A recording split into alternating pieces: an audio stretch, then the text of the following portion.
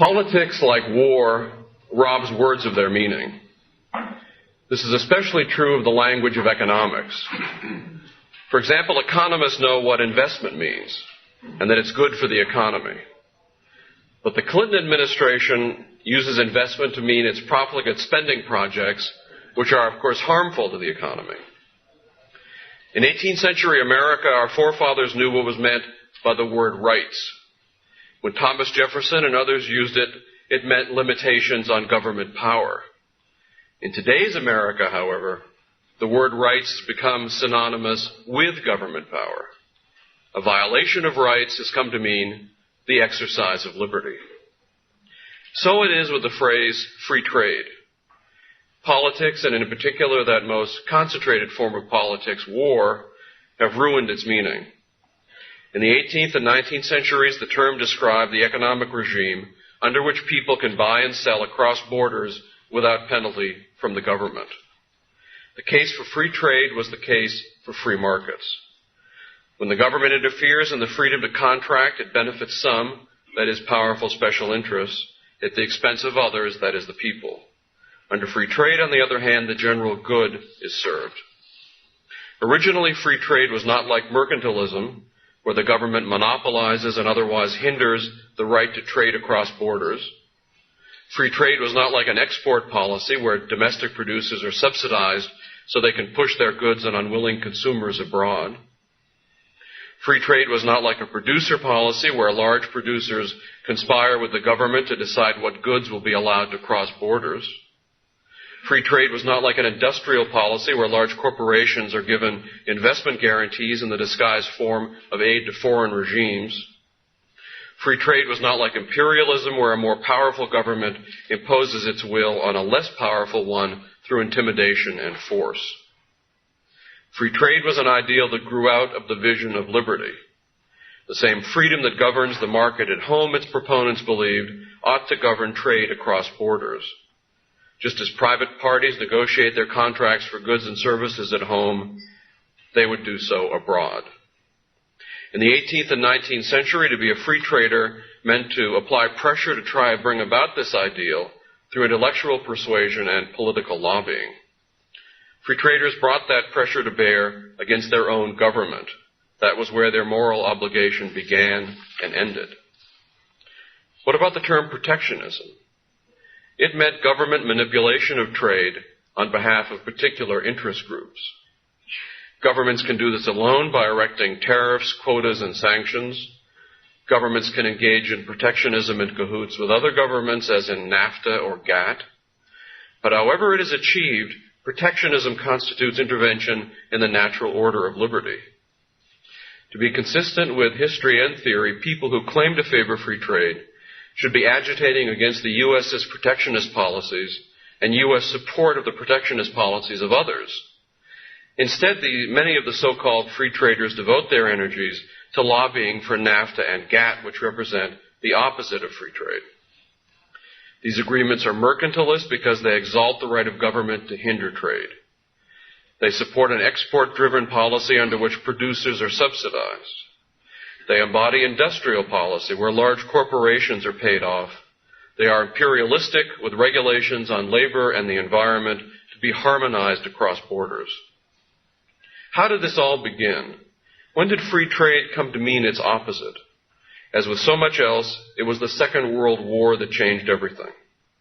The trust and deference that the American people gave the government during the war spilled over to the post-war plans for carving up the spoils. At the Bretton Woods Conference in 1944, trade came to mean investment guarantees and global bureaucracies and statist treaties between governments. This was central planning exalted to new heights. As F.A. Hayek wrote in the neglected conclusion to his 1944 book, The Road to Serfdom, quote, "If international economic relations, instead of being between individuals, become relations between whole nations organized as trading bodies, they will inevitably become the source of friction and envy," unquote.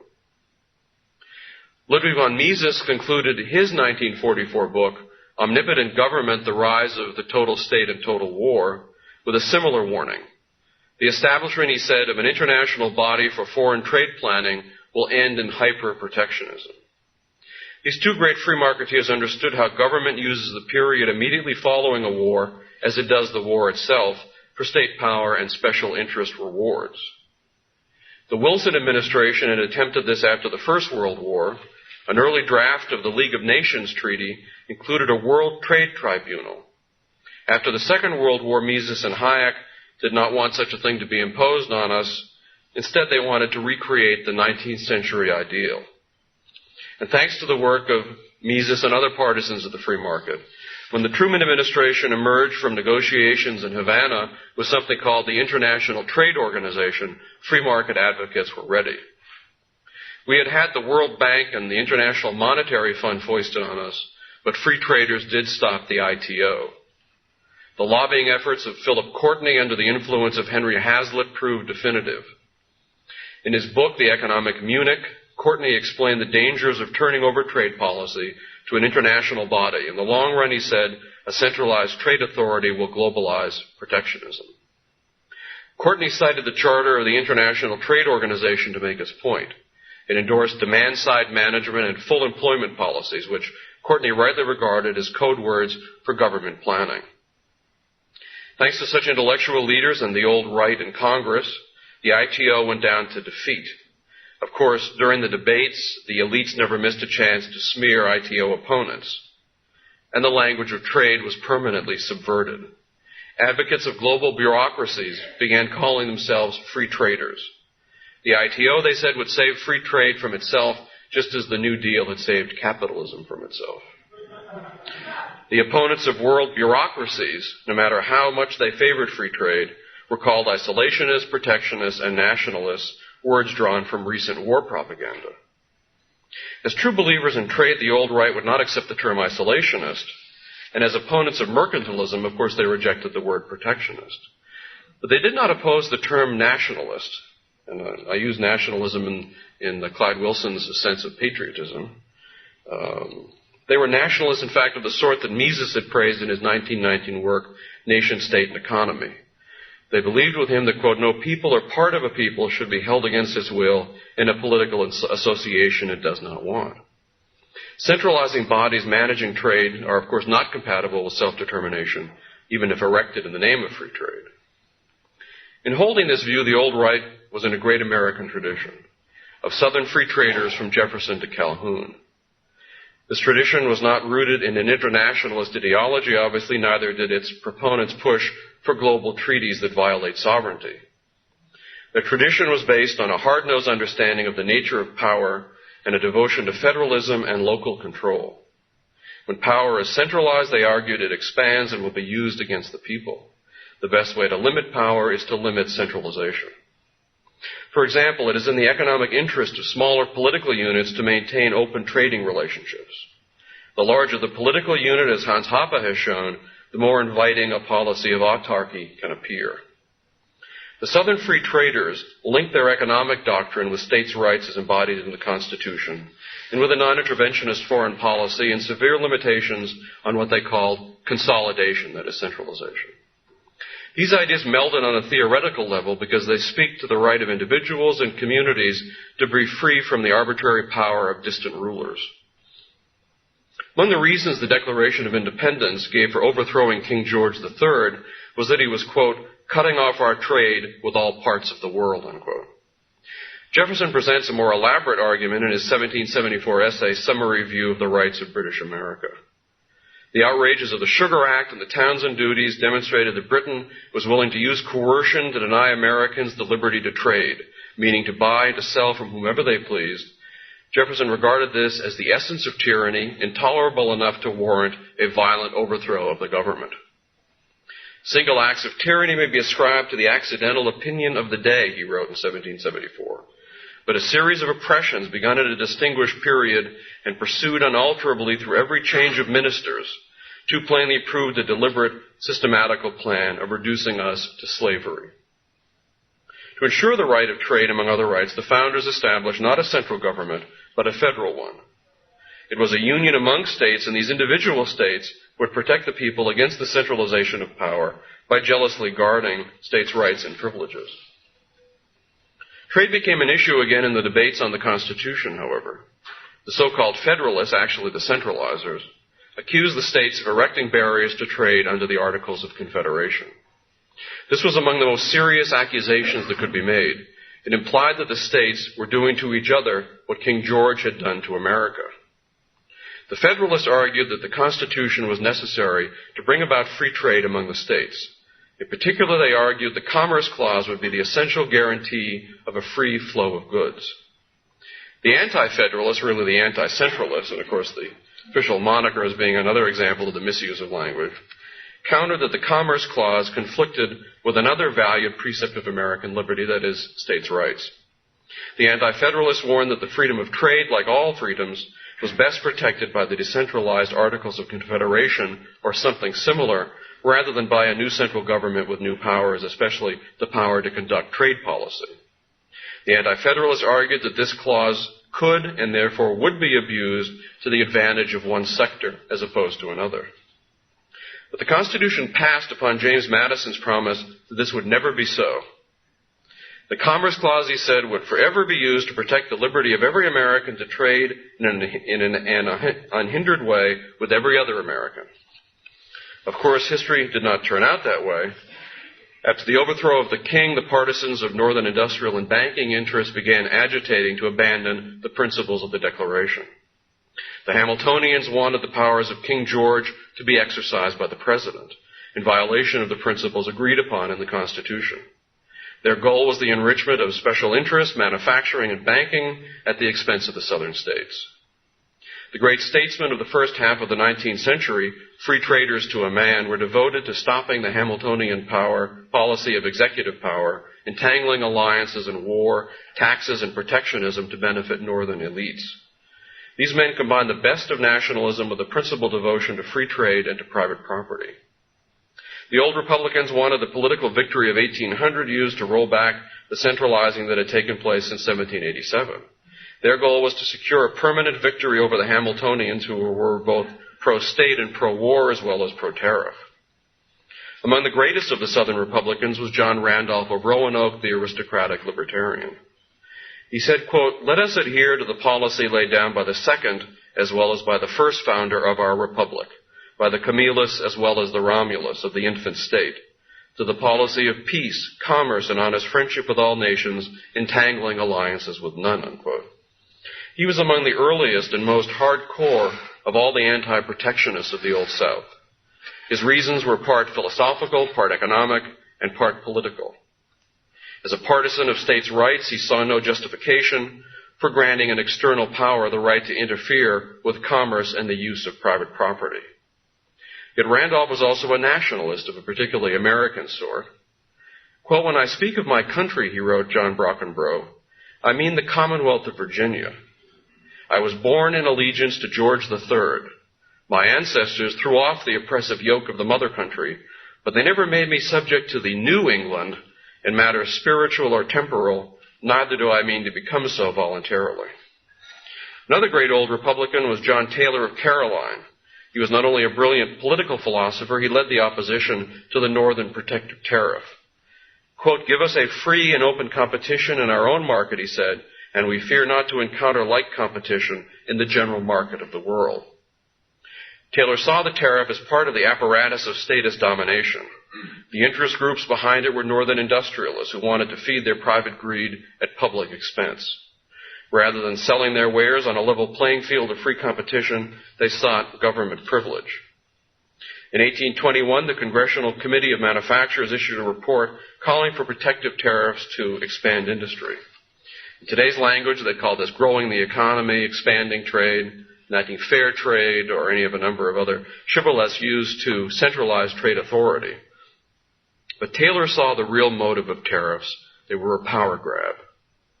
What the manufacturers sought to gain would come at the South's expense in two respects. First, economically, the tariff harmed agriculture and transferred wealth. Second, politically, it was contrary to the free trade sentiments of the Old South, and it subverted Southern rights of political self-determination. It was therefore a violation of the original federal compact. Taylor was a lover of peace, so the industrialists were his natural enemies. As is so often the case, the pro-tariff party was also the pro-war party. The industrialists favored Hamilton's attempt to foment a war with France to enhance the executive. Taylor noted that the industrialist 1821 report complained that, quote, "We flourished in war and are depressed in peace, because manufactures then flourished and now are depressed," unquote. They hoped that the tariffs would similarly enhance their profits. If only today's war and tariff party were half that honest. Taylor responded as follows. They say, he said, quote, "We flourished in war. Who are we? Not the people of the states generally.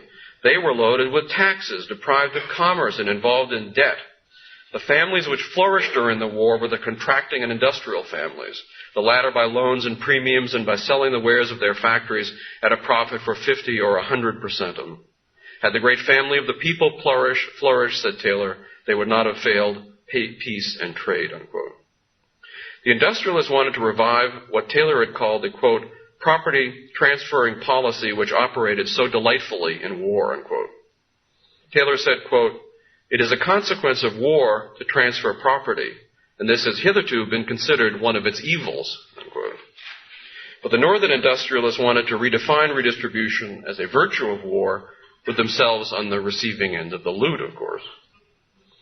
A third great Old South free trade theorist was John C. Calhoun.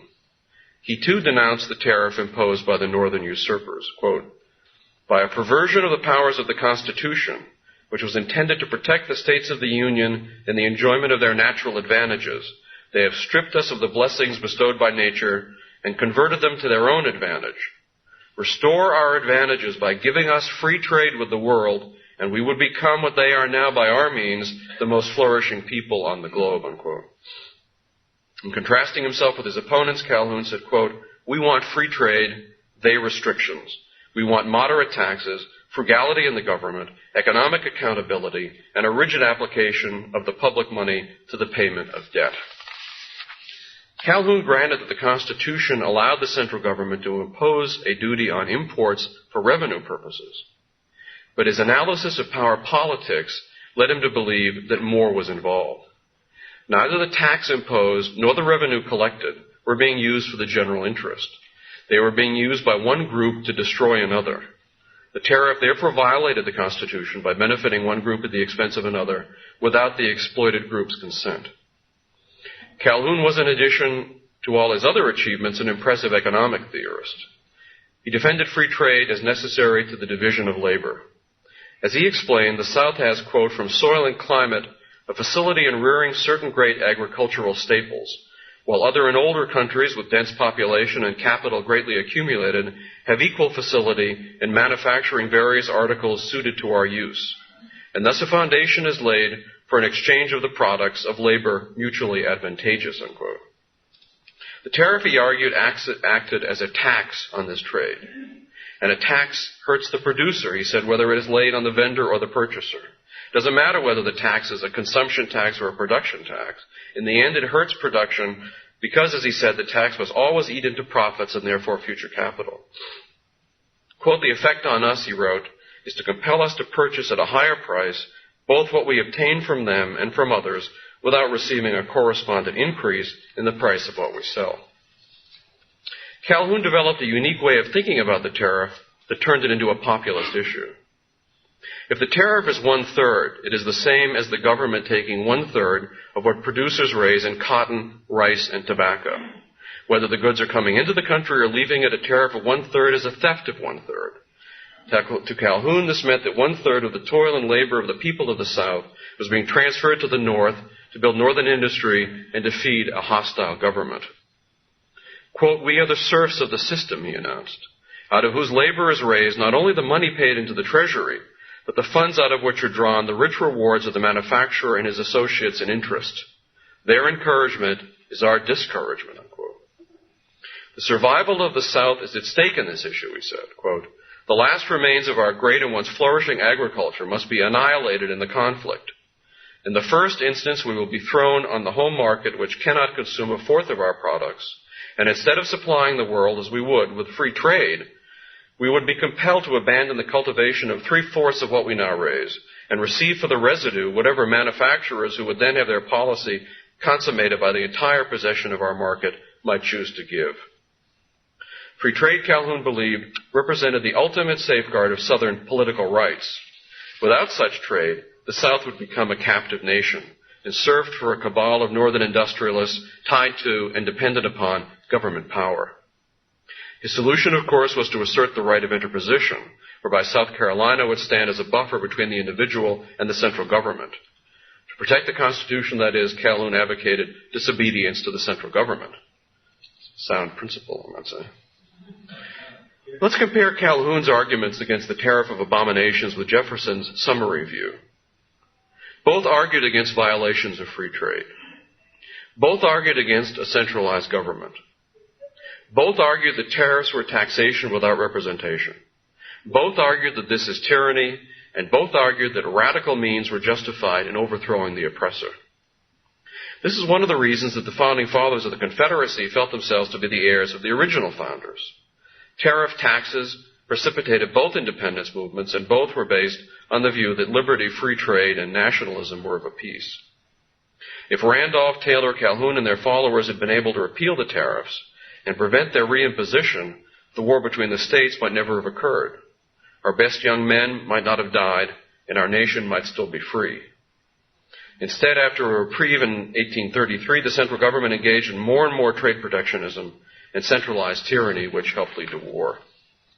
In his seldom quoted first inaugural address, or I guess I should say seldom quoted except here, Abraham Lincoln pledged no, quote, no bloodshed or violence, but he also promised to, quote, collect the duties and the impost no matter what. He effectively announced he planned to tax the South to death. And as soon as he was able to do so, Lincoln imposed the highest tariff in U.S. history, doubling the rates to 48%. It's no wonder that when Edmund Ruffin fired the first shot in the beginning of the war between the states, he aimed at a customs house, Fort Sumter. It's my kind of free trade activist.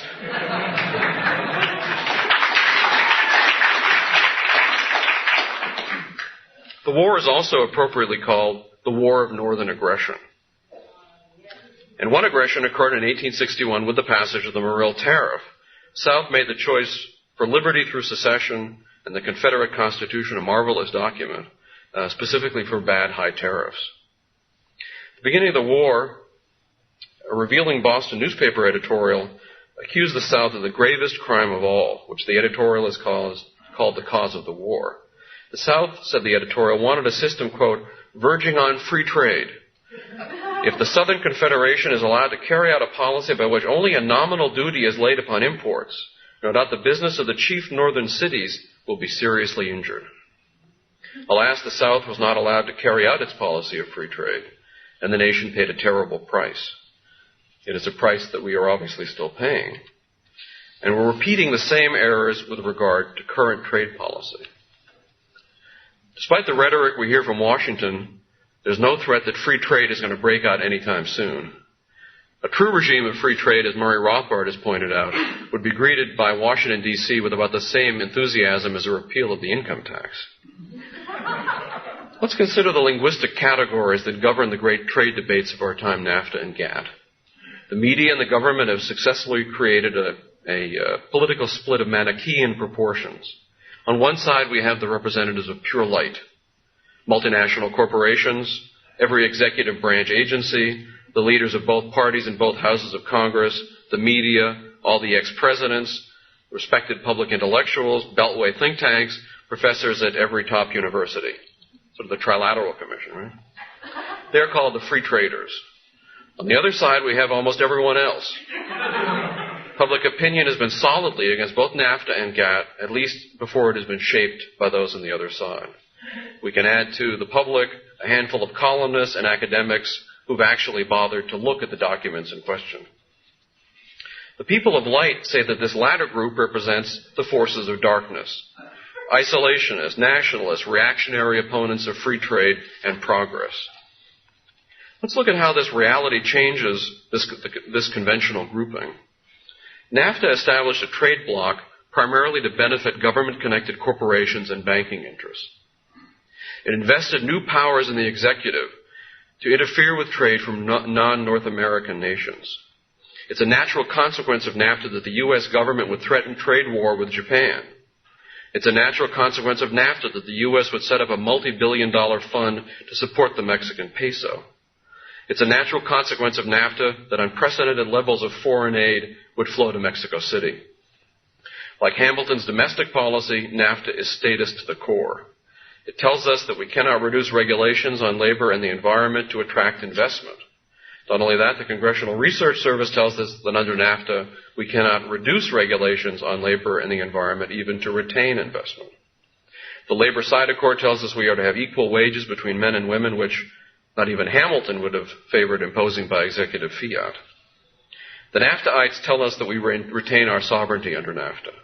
It's partially true. We retain our sovereignty to increase restrictions on business, to increase labor and environmental regulations, but we do not retain our rights to reduce them without monetary and trade penalties from trinational secretariats.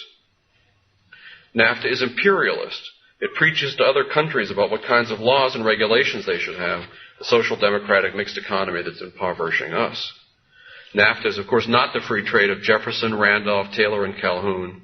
It is trade for the few and not the many, for the particular interests and not the general interests. What about GATT and the World Trade Organization it proposes to establish? Same is true. It is sold as free trade, yet it represents something else entirely.